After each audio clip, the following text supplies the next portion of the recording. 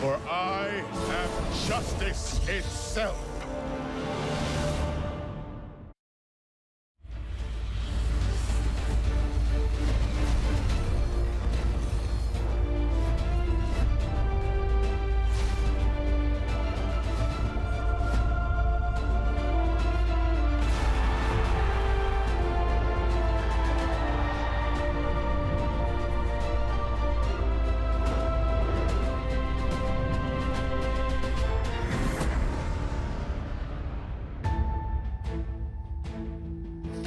Hello and welcome back to Group B in the HGC Finals group stages. We are one match in. We just saw Fnatic take a clean 2-0 victory over Darksided. They move on into the group. And now, up next, Team Freedom from North America up against Beyond the Game from China. Who's going to take it? Let's head on over to the analyst desk with Kalaris and find out. That's right, thank you very much, Cloak, and indeed our second series about to commence in just a few moments' time. But of course, we had our first series conclude, Fnatic taking that 2-0 victory quite handedly, I would say there, going up against Darksided. Joining me, we have Calder, we have Wolf, we have Skimmy. And Skimmy, you've gotten to cast your boys home and away. You're basically neighbors. It was an impressive little cast that you did there. I mean, it was good to see them come out guns blazing, not going to be too deterred by the fact that it is Fnatic. A lot of teams, they overthink, they get into their heads, right, of thinking, you know, this is a team that's far superior to us, and they start to choke and crumble under the pressure. As Gilly mentioned, this is a team that's extremely confident, so they said, let's just play our game. And as I mentioned, they're looking at those replays and saying, cool, the series that we have potential against is BTG and Tempo, sorry, not Tempo Storm. Freedom. Team Freedom, right? Yep. So I'm thinking NA. So let's see how we can really improve from that and go into these next series. Yeah, I feel like the performance we saw... I see you looking at me. I'm like, he just wants to say an NA LOL joke. I know, I've already butchered myself. No. I was just like, NA, those teams are all the same. I feel like... Same level. I want to bring some serious respect to the desk for a second. I feel like what we saw out of them, of course, it really reminds me of what we saw out of Tempo Storm losing their match against CE yesterday. Right, They didn't look very weak, particularly in the matchup, and it's certainly a case where we could see an upset later on in the group for them. Well, let's check in with the bracket for Group B that's occurred so far, with Fnatic taking that 2-0 victory over Darksided. Unfortunately for Darksided, they fall down to the lower bracket. They have one more shot at redemption later on. Next up, Team Freedom is going to go on against Beyond the Game as we continue. Don't do that. No, you didn't. Did that trigger I mean, we've all been to a Yes, bunch of yes. Chinese WCGs. Exactly. Okay. we have attended a few WCGs. I know that song. I know that reference. Don't do that to me, please. I'm just hoping. I beg you. I'm hoping the 10 people that got that out there appreciate I that. personally loved it. Yesterday, You do you, man. Yeah. I talked to Dignitas yesterday. They had no idea what I was talking about. I was just like, okay, Because they're all 15 years old. Anyway, sorry, go on. 10 years. Yeah. And I was just like, look it up right now. And they actually, and Baker was like, I think I know that now that I hear it. So yeah, it was. I almost saved that for when Memories. Grubby was up here, but I decided, nah, I'm just going to go with it. So we have Beyond the Game going up against Team Freedom here. Let's start, of course, here with Team Freedom. Obviously, them coming off the back of what we consider to be, I want to say, Western Clash success, because they looked actually strong, or as the strongest representative from North America, going up against the European teams there, and did well in Phase 2. I actually think there's a lot to talk about the team. It was really interesting because, as you said, at the Western Clash, they presented themselves really well for them having their first offline experience there and going up against opponents on an international stage. They themselves didn't really feel like they performed well. And I have to admit that after the event, I was just like, okay, these guys are looking awesome. I want to see them in the actual Phase 2. Right. And then they started playing. They lost their first match. And in my head, I was like immediately like, yeah, okay, they did well one event and now they're down. But they actually just pulled through. They look fantastic right now, and I think they are one of the big two North American hopes at this point. And to further that point even further, they said that they think they're the strongest team alongside Roll20 that have ever come to an international event, right? So to have that kind of confidence off the bat, we've seen confidence from NA teams in the past, and we've seen the performance on the day, either in groups or actually in the stages, and we think, is it that fake confidence, which is a case of our mentality is there, but our performance doesn't really represent or replicate that. But they're saying, you know, top 4 is our goal. We think that we have a chance. Our group is good. And there is a potential for us to go to BlizzCon and prove people wrong and build the success that we had from the Western Clash. Yeah, I feel like when you have a breakout performance, like most people would consider that performance of the Western Clash like a really big breakout for this team. Their first big LAN, they have this great performance, and their response saying, we don't really we didn't really think we did as well as we could have. We didn't even live up to our potential. I think that speaks a lot to where this team could potentially go. Yeah, who knows what could have happened if they'd have won that base race against Liquid at the Western Clash. It was just a minor thing, and then from there, who knows. Let's shift our gears and focus on Beyond the Game here, who... It is no secret, unfortunately for them, they have come in with 2 of their members, and they have 3 of their other members from other teams in China. So we don't really know what to expect from this team, Calder. The interesting thing is that they were described as a Chinese pickup team. Yeah. The problem is that it feels like it's the story that it repeats itself at every single international event, that you have teams in China that come in with 1 or 2 subs. In this case, we now have 3. But they always... are a threat. First of all, it's very difficult to research for them because they literally haven't really played in this formation in any video material that you can gauge. And at the same time, we know that Chinese players are first of all mechanically skilled and also very aggressive. So you never know what you're up against. It makes them very difficult to evaluate on which level of performance you're going to encounter. I mean, we're talking about a team here that when we met them for the first time, as we interviewed all the teams, of course, they had only played together as a 5-man for about 5 days of time. They've had about 3 days since then as well, so maybe like we're looking at just over a week of time to practice and train together. And they have players from not all the top Chinese teams as well. They've got, you know, players from like Hot Lady, for example. 365 is actually like kind of a part-time pro gamer, part-time caster in China. So I think that's a really cool storyline to follow. But oftentimes when we have these visa problems, sometimes it looks like we see like SPT or E-Star looks like a Chinese all-star team. But in this case, not so much. So I think there's a high chance this team is going to struggle in this group just simply because of both the problems in terms of team synergy and the problems of mechanical skill that is in this 5-man. I mean, the thing that I'm really excited about is the fact that they've said flat out that we're going to play aggressively like the Chinese region does, with nothing to lose but everything to gain. The thing that really upset me about C is they said the exact same, but then they tried to transition to a sort of more macro-heavy performance. You said, that's not your strength. You said it yourself. That's not our strength. We build for team fights to make up for the weaknesses in other areas. So in a case like this where they literally have nothing to lose, that is that big wild card. A lot of people are writing them off, but I'm interested to see how they come out game number 1. Let's find out which battleground we're going to for game 1 here between these 2 teams, and it will be Battlefield of Eternity for Team Freedom. What are we making of it, Wolf? I'm going to start with you. I think Battlefield of Eternity, a really exciting map for these two. I do like, you know, watching Chinese teams play this map. They play a really similar style to the Korean style. Usually it's very objective-based. They'll try to fight to get the objective. They don't lane a lot. They don't try to soak for extra experience. So does it favor China here? No, but I'm excited to see how BTG Beyond the Game kind of uses their own style on this map. But it kind of feels that it plays into their cards since they say we want a team fight. So this is exactly the map where you can focus heavily on team fighting compared to big 3-lane maps. So I actually really like from their perspective that this is the first map here, but we have of course to remember that it is the map choice of Team Freedom. And I'm really excited about this match in general because the first one, we knew there was a clear favorite. And in this one, you can argue, yes, Team Freedom is the favorite to head into it because of the problems that the Chinese teams have with their visas. But at the same time, it's still the wild card in the group. Yeah, certainly BTG believes that it's going to be a 50-50 chance for them to actually beat them. And just to correct everything out there, guys, just to keep you guys as updated as possible, Beyond the Game actually chose this map. So let's get into it. Game number 1 as we start things between Team Freedom and Beyond the Game. That makes a lot of sense because of the team fight that they already announced they would search. And at this point, I mean, really fast start into the draft. This is way faster than anything we had so far from previous teams. Greymane banned out, the hero that of course excels as an all-rounder, is a great addition to any kind of aggressive playstyle, but also has huge amounts of immortal pressure. We see Morales banned and Oriel taken, so heavy focus on both sides on the supports.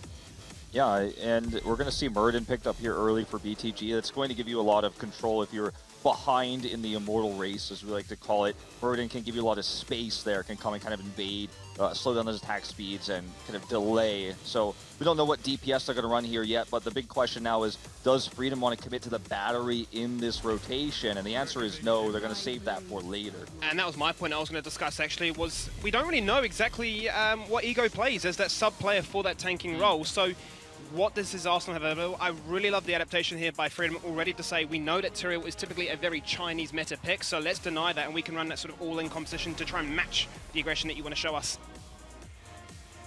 Kerosene being banned out as well. We talked in our previous series already about how teams are starting to prioritize him a lot more. We expect him to really have a huge impact on the tournament here. Genesis just adds that mobility. And with the draft that we already have for Freedom, you can see aggression. With Oriel, normally you would expect the second support to come in, and Karazim gives you, first of all, of course, his healing abilities, his panic button, but at the same time also the on-target damage that you have. And if you jump in with Tyrael, with the Sanctification and Sonya, then it's exactly what you want to have to just blow a target up. So a good ban for Beyond the Game. Yeah, it's going to give them a lot of potential to dive. You've got Sonya, a strong solo laner, can really control that lane. At least we'll see what matchup she ends up facing to, but it's very strong matchups most of the time in the meta right now for Sonya. Then you have this ability to, if you don't have good poke and you're losing the race, you can dive with this super hard, and you have so many ways to kind of collapse on a team that is winning that poke war. Now, talking about the poke war, we see Tracer and Tacita, so again, Beyond the Game saying, hey, we want a team fight, we want to really bring the pain here. But we have not seen a lot of heroes that usually make a very early appearance on this map. Greymane was banned. Vala, on the other hand, with the traditional Q build, is normally a very high priority on Battlefield of Eternity for the immortal pressure. You can say the same about potential poke with Li Ming or even Lunara. And Team Freedom still needs some range damage, so those are heroes that could definitely play a role now for them in the last phase of the draft. Yeah, I mean, I was thinking Lunara would have been the go-to as the sort of battery here on the side of Team Freedom, but with the Tracer being picked up, I'm a little bit deterred. I mean, yes, you can get the spell shield later on, but typically speaking, Chinese teams like to get that sort of early game advantage, run with it, and sort of choke you out from any potential to turn things around. We saw the Sanctification coming out yesterday from Wind, which was a little bit lackluster, and you could argue that could have been a difference in that series with C up against Tempo Storm, but Team Freedom would have picked this knowing the Chinese teams want this, and would have been looking to try and utilize that in their fashion. Lunara then can be perfected. Gonna be Cassia. Cassia. Okay. Well, you know, I feel like with the Tyrael pick here, okay, we're gonna see. All right, I was gonna say with the Tyrael pick here, you can't really pick Malthael, who would be exactly who you would want in any other situation. Helps you mitigate some of what Sonya can do to you in the solo lane. Alarak, going to add a little bit of spice here to this one. The silences are going to be targeted, I think, mostly towards Lucio in these fights to try to deny that sound barrier so they can win the fight with Tracer, the Pulse Bomb coming through. I'm actually really excited for this one. This is a cool draft to start things off with. Having Cassia as a battery for Oriel is something that we see a lot more often, I feel, on the North American and also the European side. So that's already going to be putting a nice touch onto it. But Alarak is really a game changer. Depending on his performance, this game can be a win or a loss. Yeah, I have to cement Cuddle's point completely. I feel as if the Alarak doesn't find their value. I believe we saw this once. I think it might have been Nomi up against Team Freedom or Expert back at the Western Clash, where they used the Alarak to try and counter the Medivh. Because if the Medivh gets the value, then, you know, the Tracer lives. In a situation like this, the same can apply, you know. If there is the Lucio to drop the sound barrier, null and voids the Tracer, and it becomes a dead pick.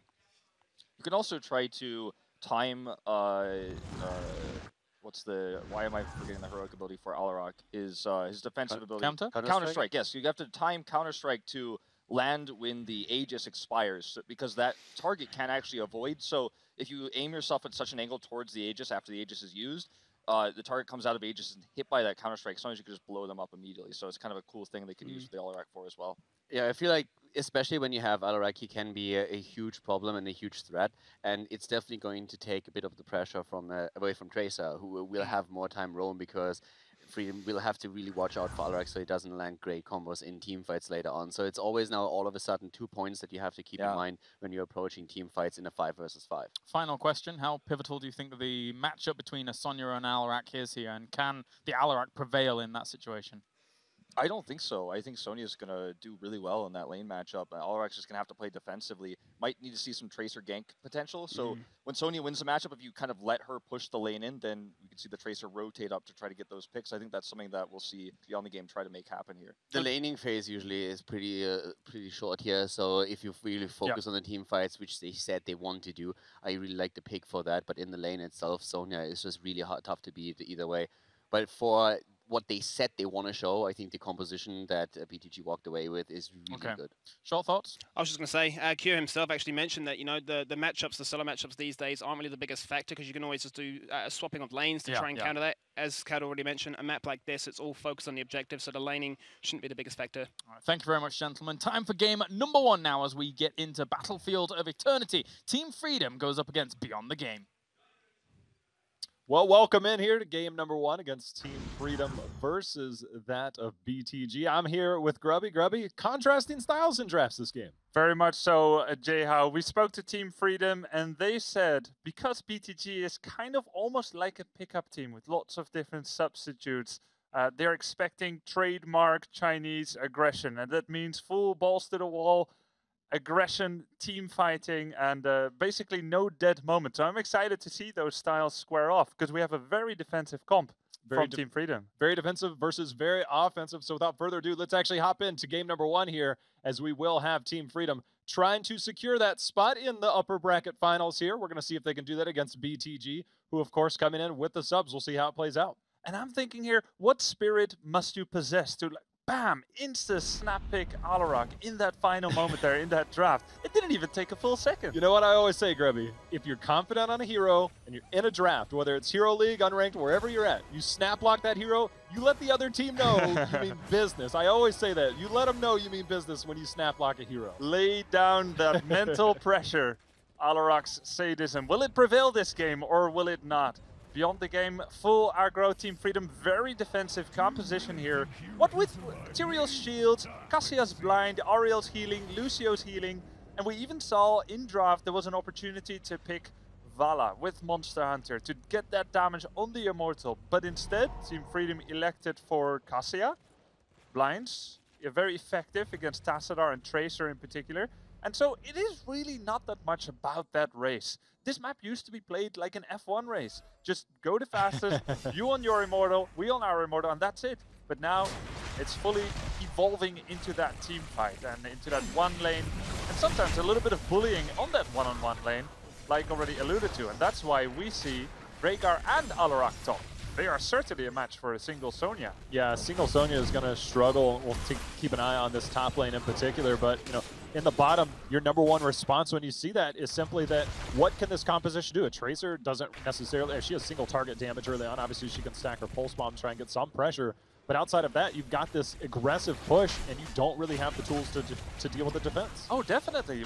Some of the best D-pushers are heroes that do not sit very well in the current meta. For example, Gul'dan with his Corruption and his Fell Flame, Kel'Thas with the Flame Strike and the Chain Bomb, but they don't do that well against these hyper-mobile, hyper-aggressive compositions with good sustain. So if you don't have them and you've just got Tracer here, you're gonna lose towers. But Beyond the Game fully accepts this, and they say we'd rather play a strategical warfare and put 2 members in the top, rather than going blow for blow in both lanes. And they've actually taken down 2 towers, as opposed to Team Freedom's only 1 tower so far. And it all goes to that Lightning Bond at level 1. You talked about, you know, the talents that we could potentially see when it does come to the team fighting. It does really well when you're sieging. It does really well in the race for the Immortal. And speaking of the Immortal, we've got our first one right now. Very advantageous position here for Team Freedom. They have their 4-man, and the Red Immortal spawns next to them. Gets them a little bit of damage done. But they don't want to go full 4v4, and why?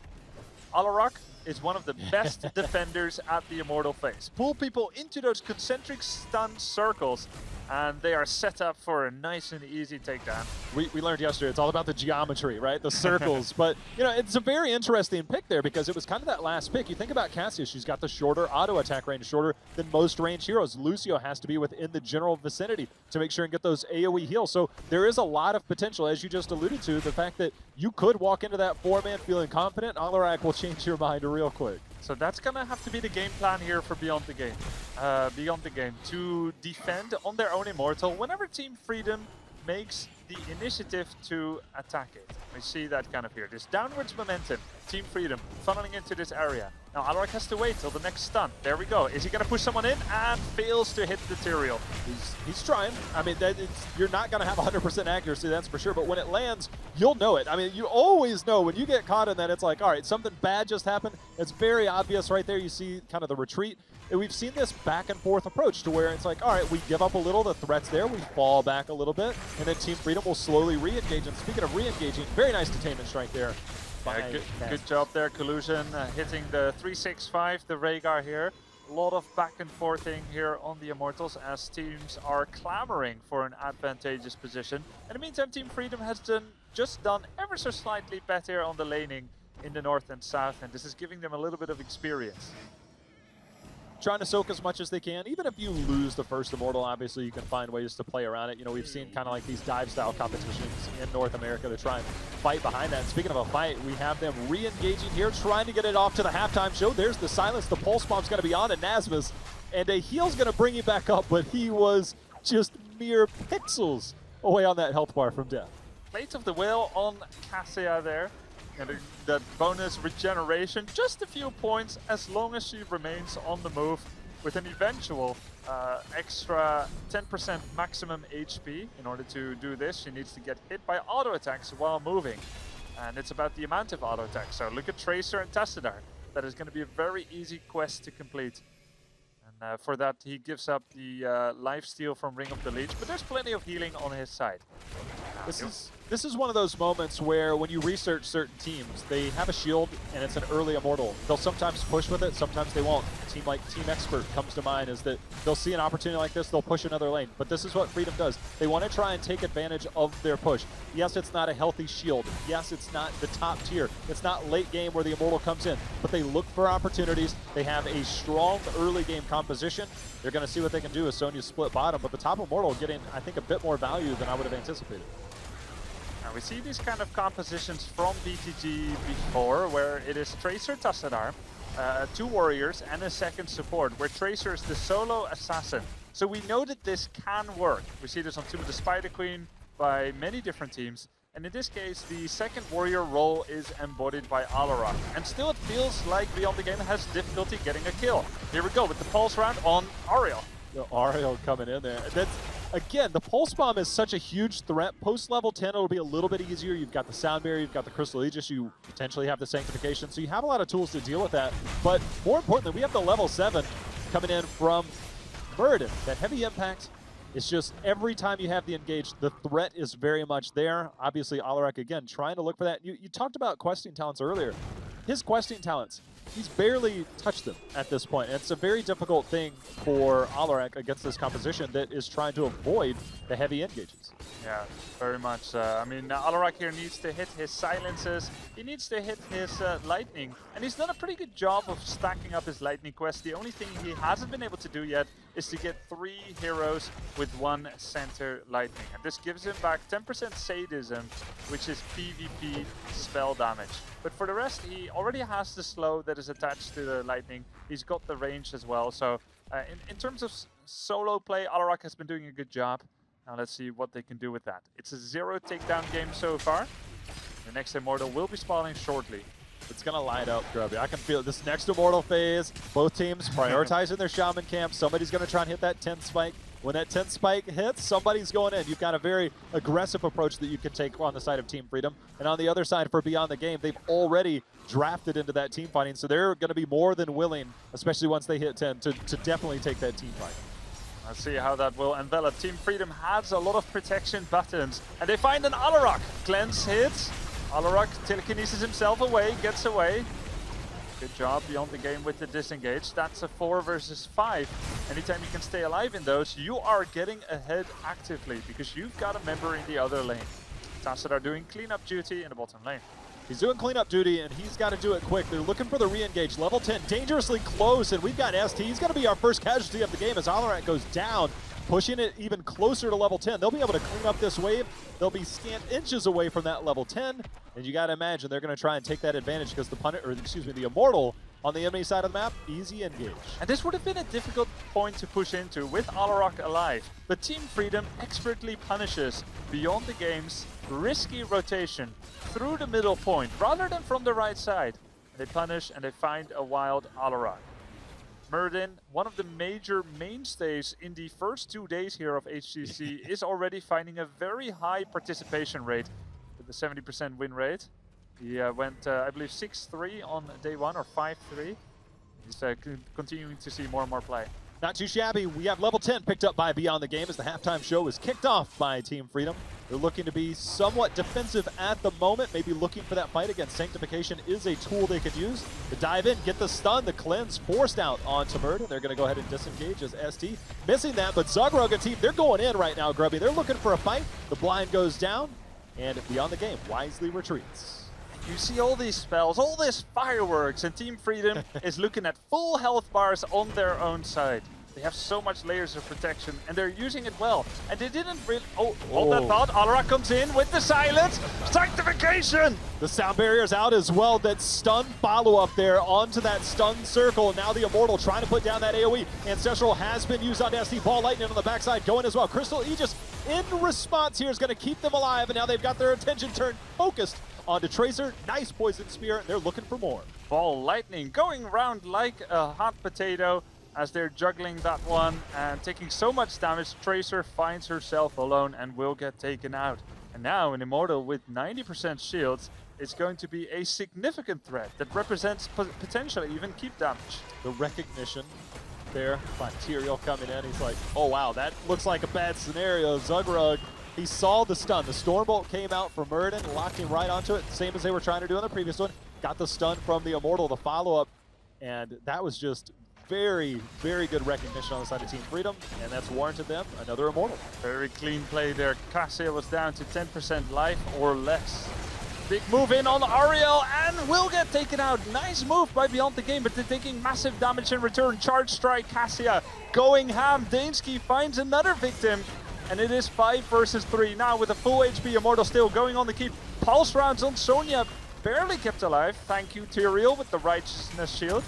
This is one of those moments where it's almost worth it to consider taking a risk, but without Ariel here, without Sanctification, they don't want to go. Sometimes you can see teams with a somewhat healthy Immortal try and get some early core damage. You had the numbers advantage. Short death timers are going to play it safe. They've got themselves a keep grubby. That's a pretty big bonus here on Battlefield of Eternity. Yeah, that's pretty huge. And that means that Tassadar is going to be relegated to wave clear duty more and more as the game goes on. And that really limits the style here for Beyond the Game, what they can use to employ to try and wrestle back map control.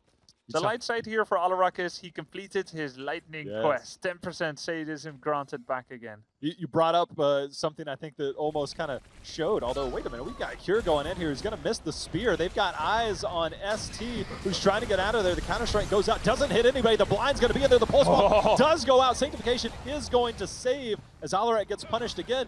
But Sonya picking up Spell Shield, as you said in the previous fight, the pulse bomb's going to be there. They now have so many tools to deal with that burst-style damage between Alarak and between Tracer and the pulse bomb. So things for Team Freedom, talent-wise, and in particular this game, looking pretty good. Yeah, that was very well protected there. Sonya kept alive. Cure says thank you, but who should he thank? Should he thank Tyrael or Lucio here? Because devil's advocate here, the cynic in me, right? We've got Team Freedom here against Beyond the Game, and they are looking pretty damn good so far. But in order to, make it all the way, you don't want to overlap those heroics too much. So they need to get the communication right, and this is a good opportunity to do so. I talked to Aether this morning. He said, look, if we have any issues with our macro, obviously, joking. He said, if we have any issues with our macro game or something goes on, blame it on Nasmus's accent. What's that? He's French Canadian. He said, blame it on his accent. I was like, it was a joke. He's like, look, if you get a chance, throw it out there if that happens. So maybe some communication. But as you said, this team, obviously, they're making sure they're very well protected, sometimes abundantly so. And now we've got 13 picked up for Beyond the Game. They might have to protect themselves a little bit more here. Sure, trying to find an angle. Doesn't want to go in by himself, though. Crystal Aegis immediately. Slightly premature. It is a fairly low cooldown, and there are other buttons. Sound Barrier and Sanct. Overly safe is still safe. So Team Freedom plays it like that. They will take down the camp at the top, and they know the bottom bruiser is still available. Now, are they giving a little bit too much of the dance floor away to Beyond the Game here, JR? I actually agree that they are right now. They have the catapults pushing. They knew that they could slow play this. They don't necessarily have to give it up with the spear going in. And Ego taking so much damage is forced on the retreat. The halftime show was kicked off. They have the catapults. They have the Shaman Camp pushing bottom. But now this could be a potential race, and Beyond the Game has their eyes set on a defensive posture for the moment, waiting for Tassadar to rejoin the fight. It was such a dilemma for Tassadar. He kept moving left and right, left and right. Do I defend the core? Do I help my team? But he has made a decision. He's going to help the team, or he will die trying. And here we go. Tassadar from the side with the shields on Tracer. Blinds are coming in. abundantly. Pure dodging the silence there, but there's the stun, there's the engage, the Sanctification's down, Ball Lightning out in return, and it is doing so much damage on that backside, forcing Beyond the Game once more to retreat. Every time these big heroics come out, Grubby, it is just game-changing in the middle of these fights, but we've got another Crystal Aegis. And there we have the Crystal Aegis popping. Everyone is healthy for Team Freedom, and with righteous fury, they are chasing down the members of Beyond the Game. Pursue and engage is the call, and they are certainly doing so. Tracer goes down as well. Murden has already fallen. Oh, they're coming in for the flank. They're coming in for the flank. I don't know if Poison Spear is back up yet, but they got their eyes set on Rhaegar, who knows he's all but dead here. And Molly also in a very bad spot. That's going to be 3 members down. Make it 4 here momentarily as Tyr and Lucio finish the job. And right now, we've got ourselves a 3-level lead. Grubby, this may be getting close to ending here. I think it might, Jay, how we've got a pretty healthy Immortal, still in a 5 versus 3 situation, soon to be. Reinforcements again from Beyond the Game as the death timers are pretty short on account of their low hero levels, but the Immortal still has range. It's probably going to do damage to the core here. The question is, will the core remain at 0% or 17? 50-50, it's either one of those. Well, right now you said there's a little bit of a shield left, which means he stays in that ranged form. And against the composition like Tracer and Alarak, it's very difficult. The counter-strike going out again. ST taking a lot of damage. Ego trying to thwart this off. The shields are now down on the core, and it is falling, Grubby. And it does look like it will be 0%. Here we've got Team Freedom going for the kill. 9-1 in takedowns, and they win with that 3-level lead. A very clean first victory. Their layers of protection were more than enough to prevent the aggression from finding too many victims. Beyond the Game loses their first. It just seemed like they were all in, and you got that burst style composition of Alarak and Tracer. If one of those goes through, maybe. If both of them go through, great. If neither of them go through because there's so many defensive heroics and so much protection, you're going to have a tough day trying to finish and engage in those team fights. Exactly. If there's one thing that you do not pick Alarak for, it's to put out a nice amount of damage over the course of 10-20 seconds. It's really about that moment of telekinesis, Discord strike, silence. You need a kill in that time. You definitely need a kill, and I think there's a few other people at the desk that probably have a few thoughts of their own on what was needed that game. We're going to send it back over to Calaris at the Analyst concave. You got there. Well done, Jay Howe. I appreciate that there. That's right, the Analysis concave. We are back, and for Team Freedom, that looked pretty straightforward. Very strong defensive style, Skimmy. Yeah, I mean, they had the sustain element for those skirmishes pre-10 especially. You tried to see them fight over camps or even just fights around that middle area, and they just couldn't survive. As they mentioned on the desk right there, they needed to find some kills. We discussed Alarak being the big factor. He wasn't able to find the silence. He wasn't able to find the counter-strike for that one shot. And every time Sank or Soundbearer was available, it found the value, and it always swung the fight for Team Freedom to carry on. I mean, I think this game is really self-explanatory. There's not much to say about it. They couldn't get those picks. They were also playing a little bit passive at times. I feel like there were moments where an Aegis wore off and Sank wasn't available, and they just moved towards it, then moved away. And I feel like you could really feel that lack of synergy, that lack of, okay, we haven't played with this roster for a year. In fact, we haven't played with this roster for more than just a week. And I think calls were late, and there were not enough punish plays when there were very small windows, because with this comp, like you said, so much protection, so much, you got the Sank, the barrier. When there were tiny windows, they couldn't identify those, they couldn't react quickly enough. It was really tough for BGG, I feel, to get any control of the game, because Freedom did an excellent job just running with the momentum. They get a talent lead and they exploit it, they take camps away from their opponent, force fights, stagger deaths. It was really well executed. And even in the end fight, we could see that at the beginning there was an attempt of BDG to at least make the play for the Immortal, but then the Immortal is claimed thanks to Sanctification and the Soundbearer being used. And BDG is still forced into a fight that they don't really want, because they know if they don't take the fight, they're going to lose anyways. Then in the fight, they lose 4 heroes, and it was just very clean from Team Freedom overall. Yeah, you mentioned, this roster's only really been together for a week, practicing together for a week, and we have to give them the benefit of the doubt for that, because, those visa issues are a thing. But it did feel like, if you look at the Chinese, HGC China Phase 2 kind of pools of heroes that they're going to be going on, putting someone like Infinity on Tracer, which he didn't play at all through Phase 2, is a very bold statement to say, okay, It's your time to shine. Here is the ball and run with it. Very difficult. I mean, we were discussing on the desk here as the game was going on, saying like how many pulse bombs actually went off, how much value was actually found, right? And we said this comp has to find burst. The best chance it actually had was when one Punisher was achieved in the bottom lane, Immortal in the bot lane for that keep aggression with Tempo. I keep saying Tempo. Team Freedom went for that push. They go for the keep. And yeah, they went for that one shot with the Alaric. They get the kill, but it's not going to be enough. The keep still falls on down. They can't defend. If you've got a burst comp, you need to burst somebody. And if the tools are there to respond and they find the value, then you start scratching your head. Where do we go for this next game?